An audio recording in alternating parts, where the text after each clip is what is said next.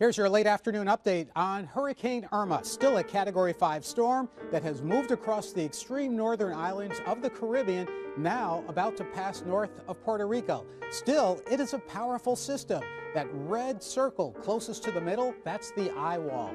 That's where you find the winds of 185 miles an hour. But notice it has a second eye wall where you still will find intense winds, likely over 100 miles an hour. In between, not quite as windy, but there are other bands that are not as strong, but still it's those bands of a hurricane where you find the most intense winds.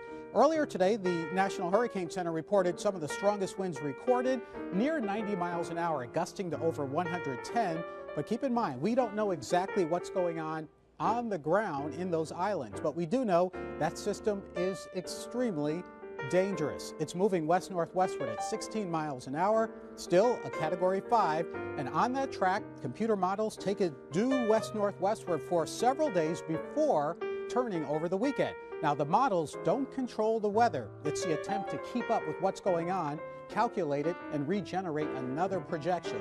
So all of these may change bit by bit, but the majority of them take a turn once it gets close to South Florida, moving it either across Florida or across the Bahamas. Now, that is just for the center of the storm, and again, it is a projection.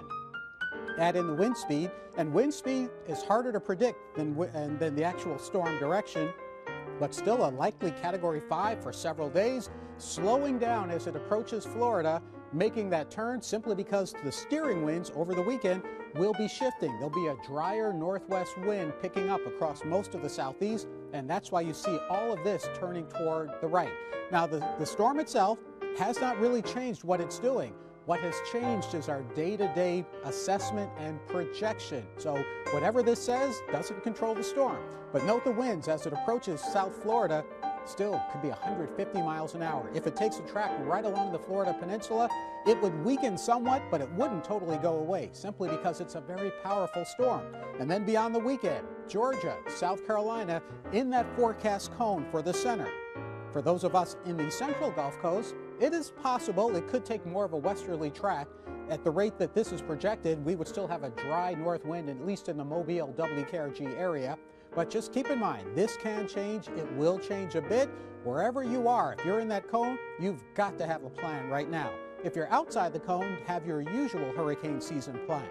Hurricane Jose, well, that's another one. That was the 5th hurricane of the season, and I say was because there's now a number 6. But look at the winds on this system, projected to go to over 100 miles an hour as it brushes the Caribbean, perhaps the same islands that were hit by Irma last night and this morning, and then move into the central Atlantic where it may meander for several days. Now there's the 6th hurricane of the season.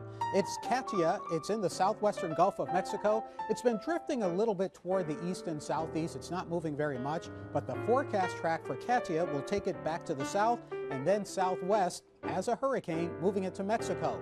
Rain could be the biggest issue for that part of the world. So we've got 3 named storms in the Atlantic at one time, 3 hurricanes, a Category 1 in the southwestern Gulf, a Category 1 in the east central Atlantic, and a Category 5 right there in the middle of the picture. We're in the peak of hurricane season. The Gulf, the Caribbean, the Atlantic, the waters are as warm as they're going to be. There's not a lot of wind shear, which is why we have these 3. And if you're wondering how unusual is it, go back to 2009. On September 19th, there were 3 hurricanes lined up, generally close to the same areas they are right now. Now, that's a coincidence, but if you go back to 1998, there were 3 hurricanes and a tropical storm at the same time. So this is a very active season, no matter where you are. Stay safe, have a plan. I'm Chief Meteorologist Alan Seals.